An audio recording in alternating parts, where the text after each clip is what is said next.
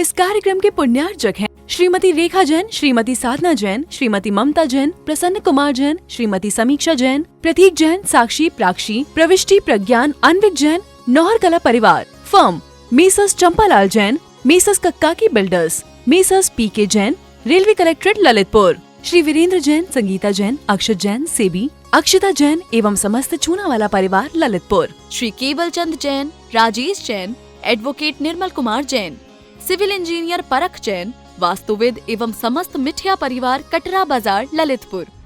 दया भावना foundation, जिसके नाम में ही छिपा है दया का स्वरूप, जिसके अंतर्गत आचार्य श्री विद्यासागर जी महामुनिराज के मंगल आशीर्वाद एवं मुनिश्री 108 अविचल सागर जी महाराज की पावन प्रेरणा से संचालित हो रहा है भारत का सर्वश्रेष्ठ आचार्य विद्यासागर गौ उपचार अस्पताल एवं भगवान श्री राम पक्षी उपचार अस्पताल। ग्वालियर झांसी हाईवे से 110 kilometre, Jhansi Kanpur highway, Jhansi Tikamgarh highway, Jhansi Shivpuri highway, Jhansi Lalitpur highway पर घायल, जख्मी, बीमार, दुर्घटनाग्रस्त गायों का एवं अन्य पशु पक्षियों का उपचार एवं संरक्षण का कार्य फाउंडेशन द्वारा किया जा रहा है। फाउंडेशन का भारत के प्रत्येक 4 लाइन, 6 लाइन एवं अन्य राष्ट्रीय महामार्गों पर प्रत्येक 150 से 200 किलोमीटर के अंतराल पर आचार्य विद्यासागर गौ उपचार अस्पताल संचालित करने का लक्ष्य है। आप भी दया भावना फाउंडेशन द्वारा किए जा रहे सराहनीय कार्य में आर्थिक सहयोग अवश्य प्रदान करें।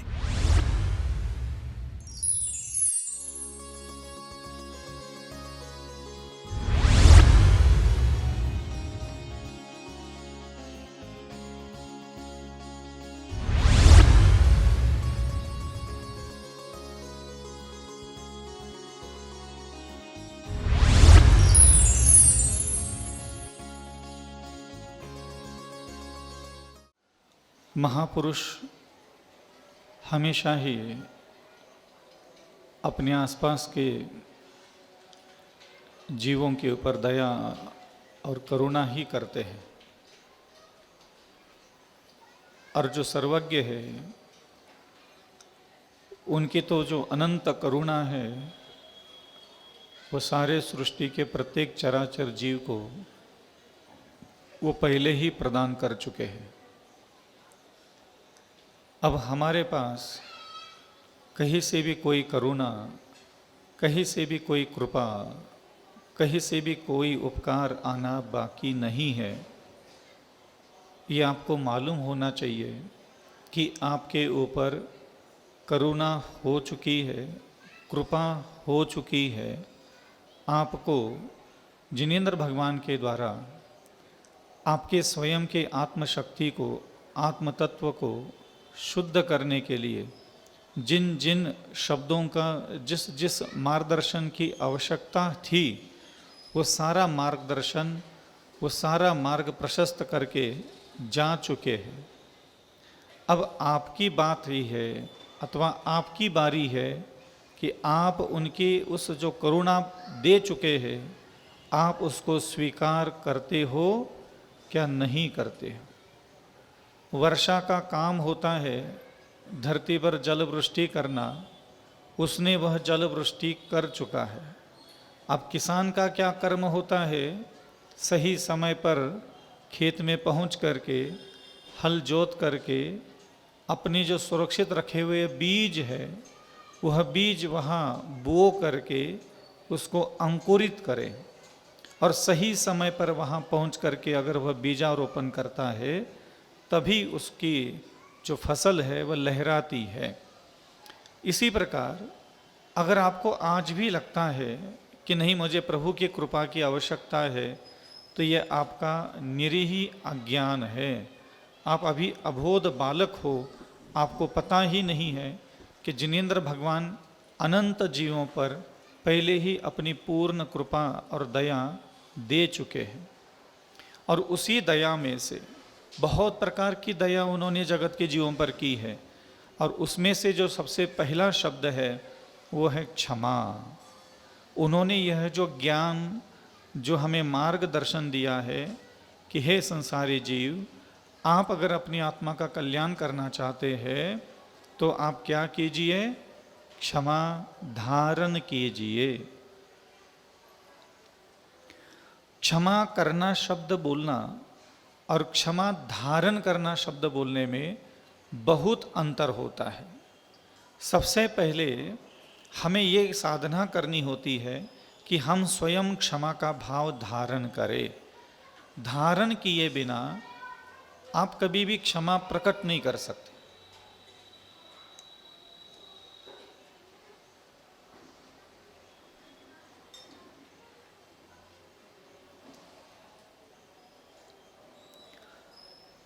क्योंकि जिनेंद्र भगवान ने जब हमारा परिचय दिया समो शरण में, तब कभी उन्होंने हमें ये नहीं कहा कि हे संसारी जीव, आपके अंदर बहुत क्षमा भरी पड़ी है और आप जाकर के अपने दुश्मनों को क्षमा कर लो। एक तो बात वो होती है कि आपके पास क्षमा हो और फिर आप जाकर के किसी को क्षमा करें। तो ऐसा तो कभी भगवान ने कहा ही नहीं कि हमारे पास कोई क्षमा है और आप अपने जीवन के जितनी भी राग द्वेष छल कपट आदि करते हुए लोभ लालच के कारण आसपास के मनुष्यों के साथ आपका जो क्रोधाधिक व्यवहार हुआ है, उनके साथ जाकर के क्षमा का व्यवहार करो, क्षमा मांग लो, क्षमा कर लो। ये बहुत लंबे समय के बाद होना चाहिए। क्षमा मांगने का कार्य हो चाहे क्षमा करने का कार्य हो, ये बहुत दूर की साधना है। सबसे पहली साधना जो उन्होंने घोषणा की हमारे लिए कि हे संसारी जीवो, आप लोगों के अंदर ये क्षमा गुण है ही नहीं। पहली बात तो ये है ही नहीं। ये कोई नहीं मानता कि मेरे पास क्षमा है ही नहीं। हाँ, नहीं है तो क्या कैसे करोगे फिर आप सामने वाले जीव पर? तब जाकर के भगवान कहते हैं कि क्षमा धारण कीजिए। एक होता है धारण करना, स्वयं उसके मालिक बनना। तो उसका मालिक आप कैसे बनोगे? तो पहले तो आपके पास इस बात का चिंतन मनन होना जरूरी होता है कि जिनेंद्र भगवान ने आखिर आपको अपने ही जीवन में, क्योंकि देखो जिनेंद्र भगवान के तो दुश्मन है ही नहीं। आपने जन्म लिया, आप भोजन करते करते आपका शरीर बड़ा हो गया, आपके अंदर लोभ है, आपके अंदर लालच है, आपके अंदर तृष्णा है। आपने अपने शरीर के पंचेंद्रिय विषय और अपने मन के सुख के लिए जो दो बाधा पहुंचाने वाले जीव आसपास थे, उनसे आप उदास हो गए, नाराज हो गए, नाना प्रकार के बुरे परिणाम उनके साथ आपके हो गए। तो आपका पर्सनल मामला है, इसलिए इसमें कभी भी जिनेंद्र भगवान बीच में नहीं आएंगे। इसलिए उन्होंने कहा कि हे अविचल सागर, आपने अपनी 5 इंद्रियां और अपने मन के सुख को ध्यान में रखते हुए जब जब आपकी इच्छा पूरी नहीं हुई, कामना पूरी नहीं हुई, आपके मनोनुकूल कोई व्यवहार नहीं हुआ, आपके पंचेंद्र विषयों के भोग पूरे करने में जो मदद नहीं कर पाया, आपने हमेशा उसके प्रति बुरे विचार, घृणा के विचार, निंदा के विचार, आलोचना के विचार, ताना मारने के विचार, बदला, प्रतिशोध, वैर भाव रखने के विचार आपने स्वयं प्रकट किए हैं। तो अविचल सागर, मैं आपके वैरियों को क्षमा नहीं कर सकता, क्योंकि भगवान कहते हैं कि जब मुझे मेरा आत्मा कल्याण करना था तब मैं भी पेड़ के नीचे बैठा था। पेड़ के नीचे जब मैं बैठा था, आंख बंद करके मैं भी बैठ गया था, और मैंने आंख बंद करके अपने जीवन में संन्यास के पहले जितने लोगों के साथ मेरा राग हुआ, द्वेष हुआ, घृणा हुई, निंदा हुई, आलोचना हुई थी, मैंने अपने वैरियों के मुखमंडल को, चेहरे को स्मरण किया और अपने मन को मैंने प्रेरित किया कि नहीं, आप इनको क्षमा कीजिए। तो मैंने जिस प्रकार अपने जीवन के सारे राग द्वेष छल कपट धारण करने के साथ जिन आत्माओं के साथ मेरे बुरा बर्ताव किया था, उन्हीं लोगों को वहाँ पेड़ के नीचे बैठ करके मैंने स्वयं क्षमा मांगी और उनको भी क्षमा कर दिया। ये कार्य जिस प्रकार मैंने संपन्न किया है, ऐसा ही यह कार्य आप भी संपन्न करें। अब बात आती है कि क्षमा करो ऐसा भगवान कह रहे हैं, तो कोई जीव सीधा सीधा जाकर के अपने दुश्मनों को क्षमा क्यों नहीं कर पाता, मनोभाव क्यों नहीं बन पाते? क्योंकि हमारा जो अतीत है बहुत सारे अच्छे बुरे सही गलत 19-20 अनेक प्रकार के व्यवहार के साथ मनुष्यों के साथ गुजर चुका है। अब अचानक आपको कोई कहे कि जाओ सबसे क्षमा मांग लो, सबको क्षमा करो, तो कुछ लोगों के चेहरे आज भी दिमाग में याद आते हैं ना, तो अटक जाते हैं। ऐसा लगता है कि यहाँ नहीं, बाकी सब जगह तो ठीक है लेकिन यहाँ नहीं। तो ऐसा क्या कारण है, आप ढूंढ लीजिएगा कि जब आज्ञा दी जा रही है आपको भगवंतों के द्वारा, शास्त्रों के द्वारा, गुरुजनों के द्वारा, तब भी आपका मानस पटल आपके ही जीवन के निर्धारित किए हुए उन वैरियों के लिए क्षमा का भाव धारण क्यों नहीं करता? क्योंकि ये इतना आसान भी काम नहीं होता जितना हम समझते हैं। उसके लिए एक बहुत गहरा चिंतन चाहिए, कुछ विचार चाहिए, कुछ आपको सृष्टि का सत्य आपके हाथ में लगना जरूरी होता है, तभी जाकर के आप तुरंत के तुरंत जाकर के अपने मानस पटल पर जिन जिन आत्माओं का अपने वैर भाव धारण किया है उसको क्षमा करने के लिए मूड बनता है। इतना आसान नहीं हो पाता, ध्यान रखना। जिनेंद्र भगवान ने इतनी आसानी से अपने वैरियों को क्षमा कैसे किया? तो क्या सिर्फ कोई व्यक्ति ये सोच ले कि मुझे आज जाकर के सारे लोगों से क्षमा मांगना है, क्योंकि आपको आज उपदेश दिया जा रहा है कि जाओ दुश्मनों से क्षमा मांग लो। ये ऐसा सीधा सीधा नहीं चला जाता है, इसको बहुत लंबा चिंतन चाहिए। आपकी बुद्धि को ये मालूम होना चाहिए कि अगर आपने अपने अंतःकरण में, अपनी बुद्धि में, अपने मानस पटल पर इस सृष्टि के किसी भी जीवित जीव के लिए राग भाव हो, चाहे द्वेष भाव हो, घृणा का भाव हो, निंदा का भाव हो, वैर भाव हो, प्रतिशोध का भाव भी रखा है, तो उसका नुकसान कितना होने वाला है आपको आने वाले समय में, इसका बोध जब तक आपके मानस पटल को नहीं होगा, आपको जब तक उसकी सावधानता और उसकी नुकसान की मात्रा का ज्ञान नहीं होगा, तब तक आप जा करके उस मानव को आप क्षमा करने के लिए कभी भी तैयार नहीं हो सकते, ध्यान रखना। इसलिए कोशिश करना चाहिए कि आपको क्रोध, मान, माया, लोभ के कारण कितने जीवात्माओं के साथ आपका वैर भाव है। ये जीवन जो हमारा गुजरता है ये ऐसा सीधा सीधा नहीं गुजरता। हमारे स्वयं के अंदर भी नाना प्रकार के नहीं, हजारों प्रकार के भाव भरे पड़े हैं, अनेक प्रकार के विचार प्रणाली चलती है, अनेक प्रकार का लालच हमारे पास चलता है। और जब वो हमारी इच्छानुकूल कोई आत्मा अगल बगल का सही से व्यवहार नहीं करता तो हम वहां नाराज होकर के बैठ जाते। आपको एक शब्द बहुत अच्छे से समझाना चाहूंगा कि ये आखिर वैरी हमारे जीवन में बनते ही क्यों है। क्रोधमान माया लोभ के कारण, बिल्कुल सही है, लेकिन इस क्रोधमान माया लोभ को भी जन्म देने वाला एक और बीमारी है। क्रोध सीधा सीधा नहीं आता, क्रोधमान माया लोभ सीधा सीधा प्रकट नहीं होता। इस क्रोधमान माया लोभ को भी जन्म देने वाली एक गंदगी हमारे मन में पनपती है। आपको पता है वो कौन सी गंदगी है जिसके कारण क्रोधमान माया लोभ आता है? नाराज होकर के बैठना। समझ में आ रहा है? ये मानसिक बीमारी है। जैसे कि हमारे घर में काई उग करके आई है। क्या हुई है? काई जानते? काई, काई जम गई बोलते ना अपन, दीवारों पर काई जम गई है। तो काई का मतलब क्रोध मान लो, ठीक है। काई शब्द का मतलब क्या है? क्रोध मान लो। अब कोई कहता है कि मुझ में क्रोध आ रहा है, तो क्रोध नहीं है। अब वो जो काई है वो क्या खुद से आती है क्या? यहां आ जाएगी इस चौकी पे? कहां आएगी?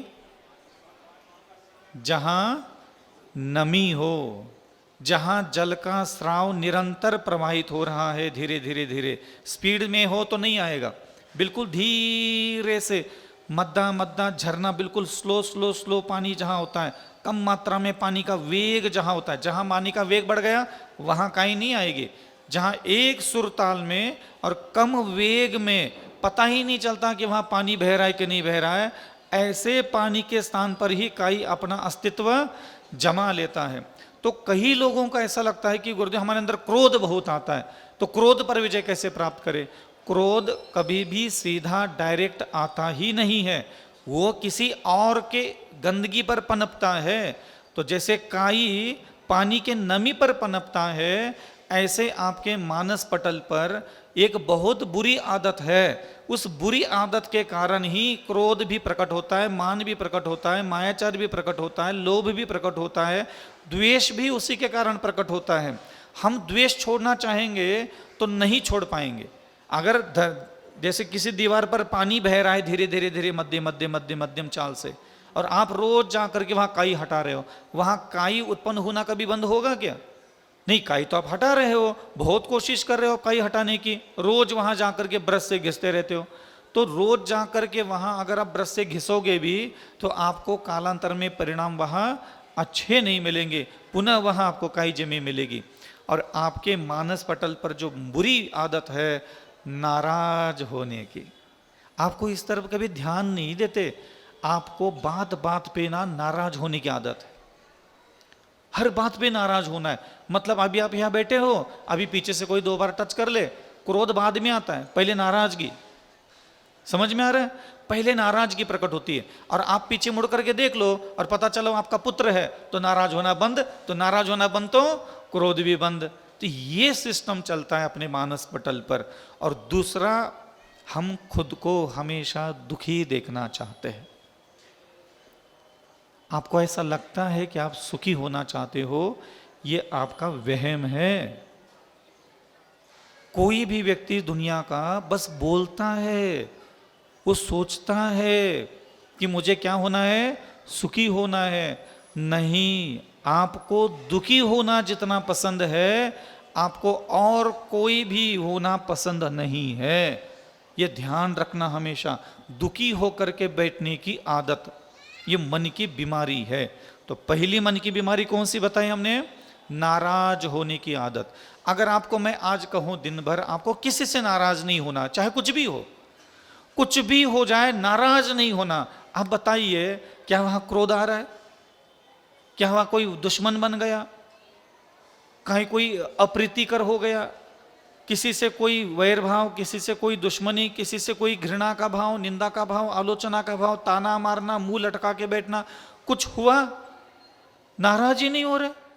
इस कार्यक्रम के पुण्यार्जक थे श्रीमती रेखा जैन, श्रीमती साधना जैन, श्रीमती ममता जैन, प्रसन्न कुमार जैन, श्रीमती समीक्षा जैन, प्रतीक जैन, साक्षी, प्राक्षी, प्रविष्टि, प्रज्ञान, अन्विक जैन, नौहर कला परिवार, firm messrs Champalal Jain, messrs Kakkaki builders, messrs PK Jain, railway collectorate Lalitpur, Shri Virendra Jain, Sangeeta Jain, Akshat Jain, सेबी, अक्षिता जैन एवं समस्त चूनावाला परिवार Lalitpur, Shri Keval Chand Jain, Rajesh Jain, advocate Nirmal Kumar Jain, civil engineer Parakh Jain, वास्तुविद एवं समस्त मिठिया परिवार कटरा बाजार ललितपुर।